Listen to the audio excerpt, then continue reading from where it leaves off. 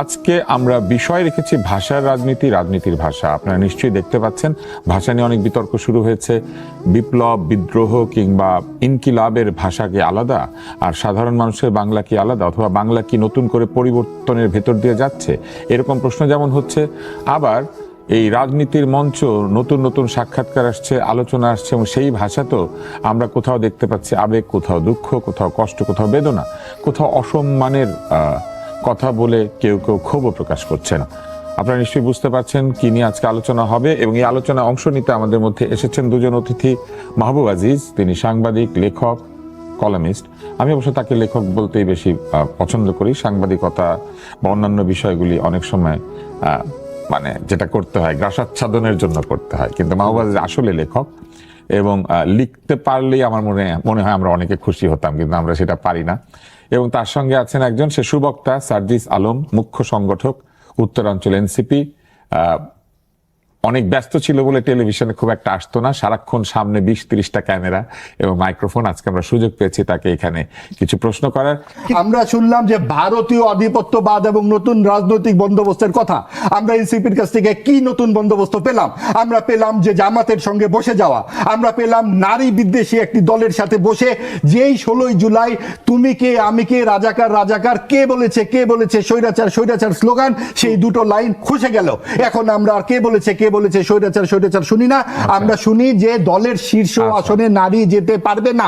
এটা আপনারা মানেন কি? আসলে ব্যাপারটা কি, আমার কাছে মনে হয়েছে ভাইয়ের মধ্যে একটা মানে ইন্টারনাল জামাত বিদ্বেষী অবস্থান আছে, এই জন্য উনি ফেয়ার জায়গা থেকে ভাবতে পারতেছেন না। উনার ব্যক্তিগত চিন্তাটা উনার ব্যক্তিগত চিন্তাটা উনি একটা দলের উপরে চাপাই দিতে পারেন না। উনার ব্যক্তিগত চিন্তাটা আরেকটা দলের উপরে চাপাই দিতে পারেন না। জামায়াত কি মনে করে না মনে করে, এটা এনসিপির কাছে কোনো ব্যাপার না, তার দলীয় অবস্থান। কিন্তু না, এটা এনসিপির জায়গা থেকে না ভাই, প্লিজ, এটা এনসিপির জায়গা থেকে এনসিপির দলীয় অবস্থান। এনসিপির মনে হয়েছে নির্বাচনী জোটে তার যাওয়া প্রয়োজন। এনসিপির মনে হয়েছে এই না ভাই, এসব ফালতু কথা আপনি বলতে পারেন না। এই ধরনের ট্যাগিং রাজনীতি করে আওয়ামী লীগ অনেককে হত্যাযজ্ঞ গড়ে তুলছে। আপনি একটু আগে বলতেছেন যে আমরা ছাত্রলীগের দলে ছিলাম, হেলমেট ছিলাম, এখন আবার বলতেছেন না ভাই, আমি বলি, এখন আবার বলতেছেন অধিকাংশ শিবির ছিলেন। তাহলে অধিকাংশ যদি শিবির আন্দোলন করে, এই আন্দোলনের ক্রেডিট আপনি তাকে দেন। আবার আপনি আমাকে এটা বলেন, আমি সার্জিস আলম, ভাই শেষ করি প্লিজ, আমি সার্জিস আলম 2017 সালে যেদিন ঢাকা বিশ্ববিদ্যালয়ে গেছি, ওই ঢাকা বিশ্ববিদ্যালয়কে যখন এইরকম ছাত্রলীগের আওয়ামী লীগের অধীনস্থ একটা ক্যাম্পাস বানায় রাখা হয়েছিল, আমাকে যখন গণরুমে প্রথম দিন গিয়ে উঠতে হইলো, তখন আপনারা কথাই ছিলেন, যখন না কোনোদিনও না, আপনি আমার কথা না শুনে আপনি বলতে পারেন না। আমাকে যখন গণরুমে থাকতে হইলো, গেস্ট রুম, আমাকে শুনতে হবে, আপনার কথা সময় বলিনি, আমাকে যখন গণরুমে রাখছে, গেস্ট রুমে রাখছে, আমাকে যখন অত্যাচার করলো, নির্যাতন করলো, না শেষ করতে হবে ভাই।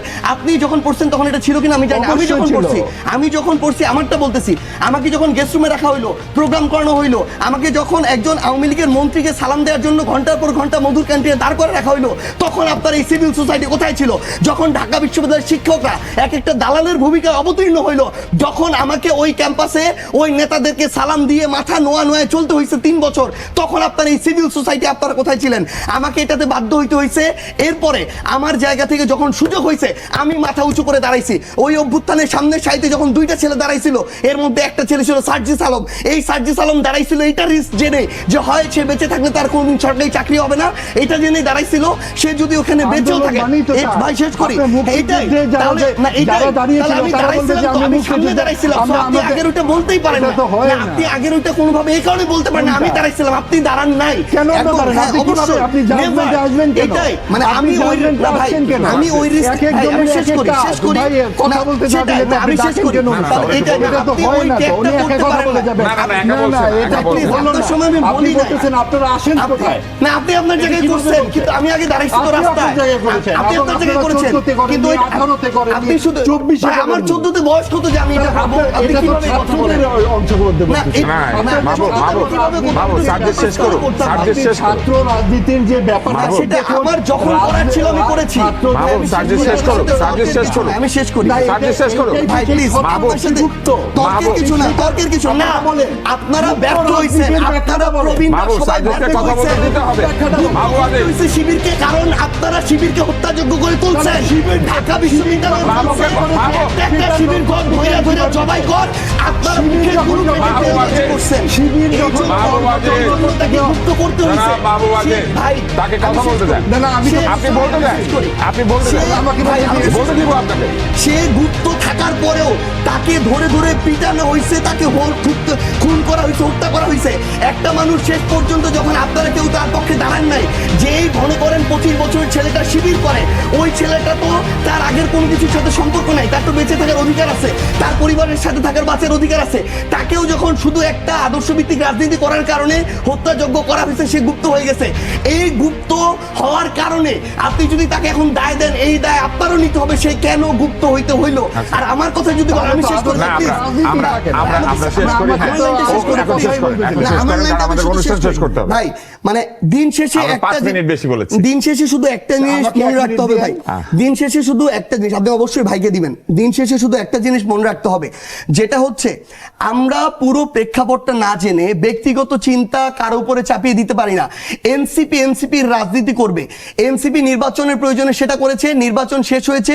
এখন এনসিপির যেটা বাংলাদেশের স্বার্থে, জনগণের স্বার্থে, দলকে সামনের দিকে এগিয়ে নিয়ে যাওয়ার জন্য যেটা যৌক্তিক মনে হবে, এনসিপি তার জায়গা থেকে ওইটা করবে। এবং আমরা শুধু এইটুকু স্পষ্ট করে বলি, আমরা এখনো এটা মনে করি যে মুক্তিযুদ্ধই আমাদের ভিত্তি এবং 24 হচ্ছে আমাদের নতুন করে আমাদের একটা পুনর্জন্ম। এই ভিত্তিটাকে মেনে আমরা আমাদের এই 24-এর আকাঙ্ক্ষাটা ধরে সামনের দিকে চলবো। জনগণ যদি আমাদেরকে মনে করে প্রাসঙ্গিক, আমরা প্রাসঙ্গিক থাকবো। জনগণ যদি মনে করে প্রাসঙ্গিক না, আমরা প্রাসঙ্গিক থাকবো না। কিন্তু কেউ যদি কোনো কিছু চাপিয়ে দিয়ে ব্লেম গেম খেলে মানুষকে বিভিন্ন ভাবে তার চিন্তাটা চাপিয়ে দেওয়ার চেষ্টা করে, এটা টিকবে না। সার্জিস, আর সময় নাই। মাহবুব আদিল 30 সেকেন্ড পাবেন এক্স্যাক্টলি, তারপর আপনি যদি কথা বলেন আমি বন্ধ করে দেব। আপনি দেখেন, আপনি কথাই বলতে দিলেন না। আমি আপনাকে এই যে অনেক কথা বলতে দিয়েছি। এইভাবে আদর্শবাদী রাজনীতি তাহলে থাকে না। আদর্শের জন্য মানুষকে অনেক যুদ্ধ করতে হয়, অনেক লড়াই করতে হয়। এবং আমরা যে এই শিবিরের ছাত্রদের জন্য কখনো কিছু বলিনি, এটা হতে পারে না। আমাদের গণমাধ্যম থেকে শুরু করে ব্যক্তিগত পর্যায়ে আমরা সব সময় দল ও মত নির্বিশেষে সকলের মতামত প্রকাশের পক্ষে থাকি, এখনো আছি। চাপিয়ে দেবার যে রাজনীতির কথা সার্জিস বললেন, আমরা অবশ্যই চাপিয়ে দেবার রাজনীতির বিরুদ্ধে বলেই এই কথাগুলো বলছি। চাপিয়ে দেওয়া যাবে না, এবং এইভাবে জামাতের পক্ষে চাপিয়ে দেওয়া যাবে না বাংলাদেশের মানুষকে। সাম্প্রদায়িক রাজনীতির বিরুদ্ধেই বাংলাদেশের জন্ম হয়েছিল। 71 সালের উনি বললেন 71-এর মুক্তিযুদ্ধের চেতনায় 24 হয়েছে। মুক্তিযুদ্ধের প্রধান চেতনা ধর্মনিরপেক্ষতা, এবং এই ধর্মনিরপেক্ষতা সমাজতান্ত্রিক যে আদর্শ, সেই আদর্শ থেকেই বিপরীতমুখী পাকিস্তানে যাওয়ার জন্য, হ্যাঁ জনগণ, তাহলে 71-কে মুক্তিযুদ্ধের কথা বলা যাবে না, কারণ মুক্তিযুদ্ধের প্রধান আদর্শকেই আপনারা মানেন না। তাহলে আমরা কিভাবে মুক্তিযুদ্ধের কথা বলবো? ধন্যবাদ মাহবুব আদিল, ধন্যবাদ সার্জিস আলম।